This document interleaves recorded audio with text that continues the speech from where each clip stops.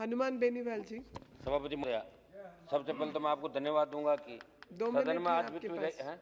2 minute. दो थोड़े से पैसे पार्टियों को तो दे रहा हूँ 5-5 मिनट। नहीं साहब, अभी आप अपने समय पर थे नहीं, अब बोलना शुरू कीजिए। नहीं, समय पे था, समय तो समय पे बोलना आ गया। शुरू कीजिए। सदन में आज वित्त विधेयक 2021 पर चर्चा हो रही है। सभापति महोदय, सदन के सभी साथी सदस्यों ने अपने अपने सुझाव विचारों से सदन को अवगत कराते हुए बिल पर अपने अपने विचार रखे। कई बिल के समर्थन में आए, कईयों ने विरोध किया।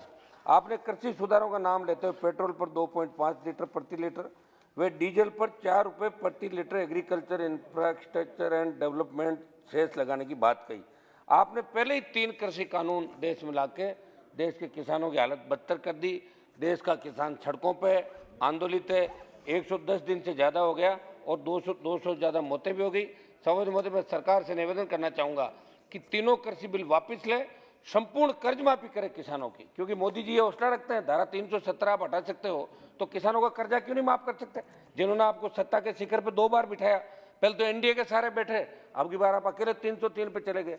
धीरे धीरे धीरे करते एनडीए वालों को अलग थलग करते रहे। ये मेरा निवेदन रहेगा। अंदाज 100 रुपये प्रति लीटर के आसपास डीजल पेट्रोल चला गया। महंगाई, क्रूड ऑयल सस्ता हो रहा है, आधी दर इंटरनेशनल मार्केट के अंदर आ गई, फिर भी डीजल पेट्रोल 100 के आसपास चला गया। सब मेरा ही निवेदन रहेगा कि पेट्रोल डीजल की दरें घटे। एक समाचार पत्र वित्त मंत्री महोदय का स्टेटमेंट पढ़ रहा था, जो उन्होंने कहा कि एक सरकारी बीमा कंपनी व 2 सरकारी बैंकों के निजीकरण की बात पर आपने वक्तव्य दिया। मैं आपके माध्यम से जानना चाहूंगा कि यदि निजीकरण को आप बेहतर बता रहे तो देश की बैंकों ने राष्ट्रव्यापी हड़ताल क्यों की? दूसरा कि आप बैंकों का निजीकरण कर रहे हो, एक तरफ शून्य बैलेंस पर जनधन खाते खोले गए, 500 रुपये, 1000 रुपये न्यूनतम बैलेंस आदि पर ग्रामीण क्षेत्रों में खाते खोले जाते हैं।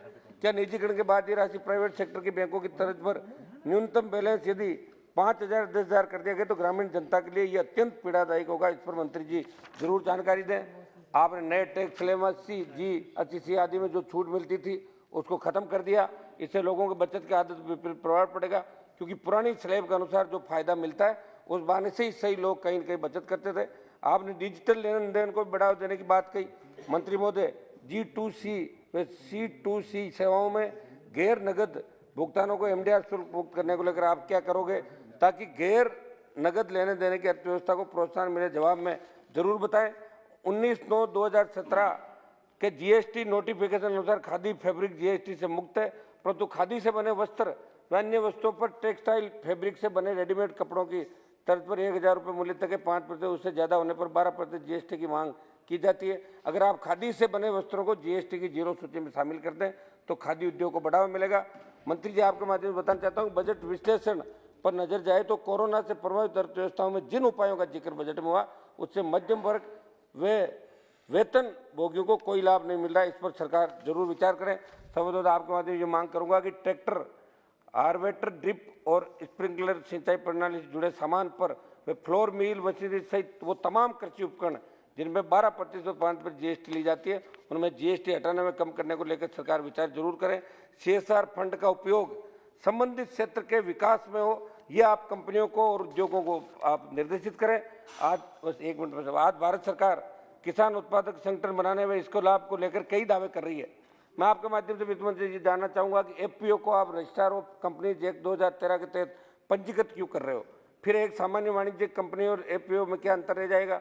इसमें दूसरा मैं पूछना चाहूंगा कि FPO को आपने यदि कराधान में छूट दी है तो हमेशा रहेगी, तब तो ठीक है, अन्यथा कुछ समय बाद FPO से जुड़े किसान आयकर दायरे में आ जाएंगे, जबकि किसानों के आयकर अधिनियम 1961 के तहत प्रत्येक आयकर में छूट दी गई है।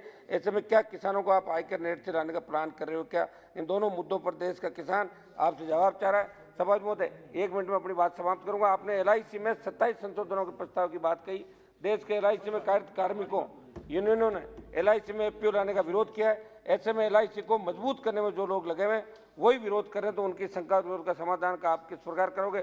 हमारे राजस्थान में जोधपुर के साथ बाड़मेर व पाली जिले के 2104 गाँवों में पेयजल आपूर्ति की मांग के लिए इंदिरा गांधी नहर से राजीव गांधी लिफ्ट कैनाल के समानांतर पाइपलाइन हेतु 1454 करोड़ की राशि जायका से लोन के लिए वित्त मंत्रालय की अनुशंसा की जरूरत है। जल शक्ति मंत्रालय, नीति आयोग, आवासीय तथा शहरी कार्य मंत्रालय ने अपने सहमति की टिप्पणियां प्रस्तुत करके वित्त मंत्री से निवेदन करूंगा। ध्यान दें, बस एक आखिरी मेरठ इलाके की डिमांड है, प्रत्येक ग्राम पंचायत मुख्यालय पर राष्ट्रीयकृत बैंक देश के अंदर खुले, सांसद जहाँ भी आता है तो ये डिमांड हमेशा आती है, एक सांसद निधि को वापस चालू किया जाए। सबब ने हमारे राजस्थान के अंदर एमएलए को 5-5 करोड़ रुपए एमएलए को देने लगे, तो आप सोचोगे एमपी को अगर एक पैसा नहीं दोगे तो एमपी को तो कोई मुख्य अतिथि नहीं बनाएगा कोई कार्यक्रम करना, तो करना ही पड़ेगा आपको। मैंने मेरे संसदीय क्षेत्र के लास्ट बोल देता हूँ, मेरे संसदीय क्षेत्र के नागौर में खींवसर ब्लॉक के ग्राम कुर्ची, मंत्री जी मेरा भी ध्यान दे थोड़ा सा आप, कुर्ची वे परबतसर के लिचाना वे मेड़ता के नौका चंदावता और डीडवाना में आकोदा में नए राष्ट्रीयकृत बैंक खुले और राजस्थान को विशेष राज्य का दर्जा आप दें। राजस्थान वो सारे मापदंड पूरे करता है जो विशेष राज्य के लिए आवश्यक है।